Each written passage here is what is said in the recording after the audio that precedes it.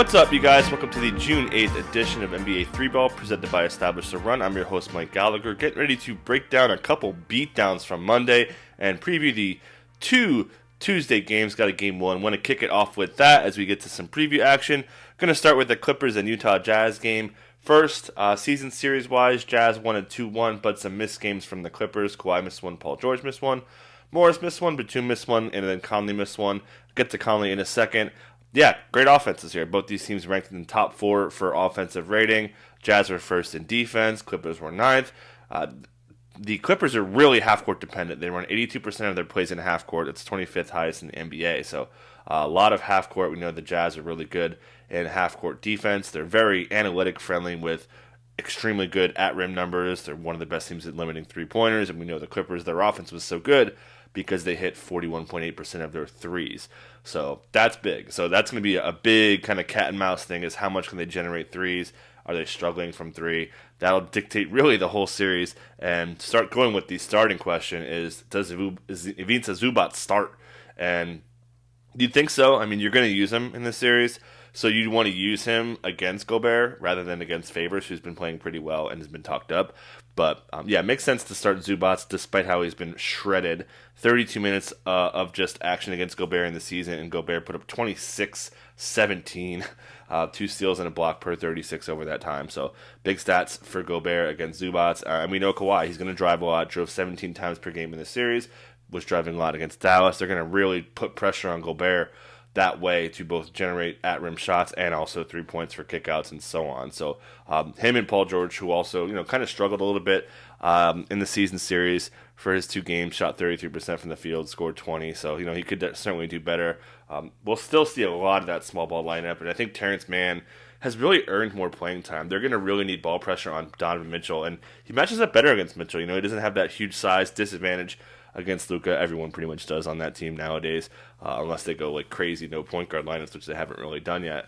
So expect more from him. Still expecting Reggie Jackson to start. I don't really think Patrick Beverley gets in the mix too much here. Moving to the Jazz here, and going to kick it off with the Mike Conley stuff. He has a mild hamstring strain. That's good news day to day. Questionable to play. So has a shot to play, and really, if this season, or postseason I should say, is any indication, he's probably playing, with Embiid playing through a small tear in his meniscus. We've seen other guys who weren't expected to play, really besides DeAndre Hunter, kind of go out there and give it a full go. So I think he's got a good shot to play, and that's big. It's really important. They're going to need the ball pressure, and he's pretty good on Morant, so they'll need him there, and also just ball handling. But I'm going to start with their starters, what they did in the first round. They got kind of lit up on defense, 122 points allowed per 100 possessions. In that Grizzlies series. However, absurd. 140.5 points in 100 possessions in 54 minutes. Certainly a small sample, certainly an easier defense to score on.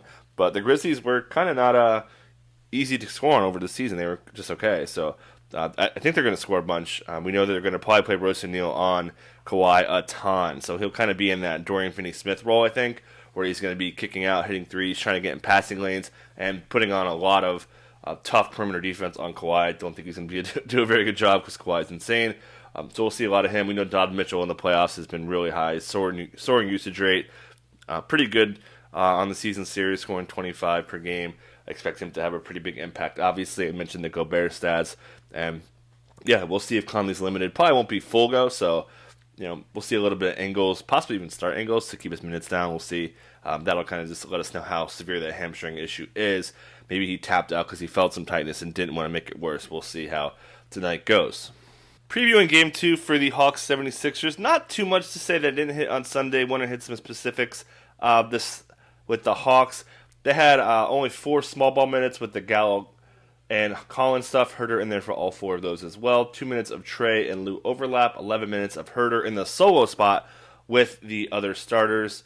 14 minutes of that starting unit. So we know Herter's going to find playing time. DeAndre Hunter going to be another game time decision. Scary stuff for that knee injury. For him to miss this game certainly means he could miss more time. They've got the advantage now. Maybe they sit him out, get him ready for Game 3, get a couple more days as well. So it makes sense to sit him. So probably another decent spot for Kevin Herter, despite how they kind of really fell apart in the second half. Talk more about that on the Sixers side. But McMillan pretty much didn't have anything to say that was too detailed. just how he trusts Trae Young, yada yada yada. Turnovers killing them and so on. But Trae, just he's going to have to deal with Ben Simmons now. Ben Simmons was asked about guarding Trae Young after the game. Said, "quote I will probably do that. I want to do that." So yeah, expecting a lot of Ben. So that's going to get significantly harder.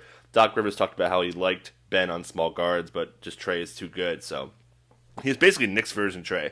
I expect that to change. So I think they're going to need a lot more output from their other guys, despite how the other guys, and really Trae as well, they're 12 of 24 in wide open threes. That's huge for 28% of their shot total. So big number for them there. Certainly think the Hawks could score, but I think that the Sixers have the edge because of really three things. One, Embiid playing 38 minutes in his return is a big sign that he's pretty healthy. Doc Rivers said it after the game. You could just see he looked healthier in the second half of the game. Number two, Danny Green won't be on Trae as much. That's a big win. That was a mistake. I think they know that, and they're going to go away with it. Mentioned the Ben stuff. And then number three, that all-bench unit. Doc Rivers said falling behind early is why they went to that all-bench unit. They like to usually stagger Tobias in that unit to give him a little bit of punch. Didn't really happen. So, yeah, that was just bad. Those 2.7 minutes, they were -9, certainly was the difference in the game. And we also saw the starters play 27 minutes. That's a big number. 3 minutes of Tybalt and Green spot in the second half. All four of those, they were +4. So it was a good lineup. Maybe Tybalt starts. Probably not. I think they still start Green. Also a 12-minute stint of George Hill. So Hill certainly kind of looks like he's leading the group after a big maxi first round against the Wizards in a more up-tempo style. So it's a little bit more of a methodical series for them. But certainly expect the Stars to shine here in this game, which should be pretty high scoring. I think the Sixers got it. Just some quick analysis of the Monday Night Massacres. Man, Brooklyn too good, man. Their defense was huge. I hate it. It's sarcastic lettering, but the Nets defense is a good season. But Kevin Durant just does so many things. He's just not just a shooter. You can't defend him. You can't. No matter what you do, you can't defend Kevin Durant no matter what happens. He's just the best player in the NBA when he's far from the basket. And, not far, but 10 to 20 feet far. You can't really defend him in that range unless you're doing something crazy where your other guys would be wide open. Thought Kyrie played pretty well. Bruce Brown, really good defense as well. I'll talk about Chris Middleton in a second. Joe Harris also made a pretty big impact. Starters were great. And Blake Griffin, he's not getting shredded by Giannis, getting a lot of help defense. Mike James also has made a really huge impact off the bench for them. This team looks like they're going to sweep him right now. Yeah, Bucks just couldn't get it going. They sagged off Giannis. They keep doing it. Giannis' free throw issues certainly a problem. And Chris Middleton shut down. Bruce Brown, man, I thought he played great defense. They limited Chris Middleton to no wide open shots in Game 1. Didn't get great looks in Game 2, so certainly expect Middleton to be better. But this isn't a good spot. Like I said in my matchups column, he's the loser of this Harden injury because going from a weaker overall defensive player to a pretty good one in Bruce Brown, focused on him almost specifically, is a big win for the Nets defense. And yeah, Bruce Brown has really kind of held it all together like the rug. But yeah, expect the Bucks to be better. I still think the Nets certainly have the upper hand. Maybe the Bucks get one. Big Suns win. Third quarter was really everything. They won the quarter by 10. Mikal Bridges just really took over and put the team on his back in that time with Chris Paul kind of closing the game out. We saw Booker kind of do some things early. Not too many shots for Booker. I saw a lot of Aaron Gordon. Austin Rivers really got in him. I mean, we bash Austin Rivers for defense, but I thought he played pretty well against Booker. And then Torrey Craig, really big shots. Good defense as well. So shout out to the revenge for Torrey Craig. And yeah, Jay Crowder did his thing. I thought DeAndre Ayton played pretty well on the Joker. Talk about that more in a second. But Ayton, handled the big minutes. Solid on the glass. That's what you need. And the Suns do indeed put a lot of pressure on Joker. I mentioned this. Anticipating a lot of sag-offs from, we saw Jay Crowder do it a bunch, Torrey Craig do a little bit. A lot of guys just kind of helping on defense on not just Ayton, who Ayton in ISO was pretty good. Not a lot of easy shots for Joker. Only 3 assists. I mean, great. Chalk it up to the Suns. Their defense is really good.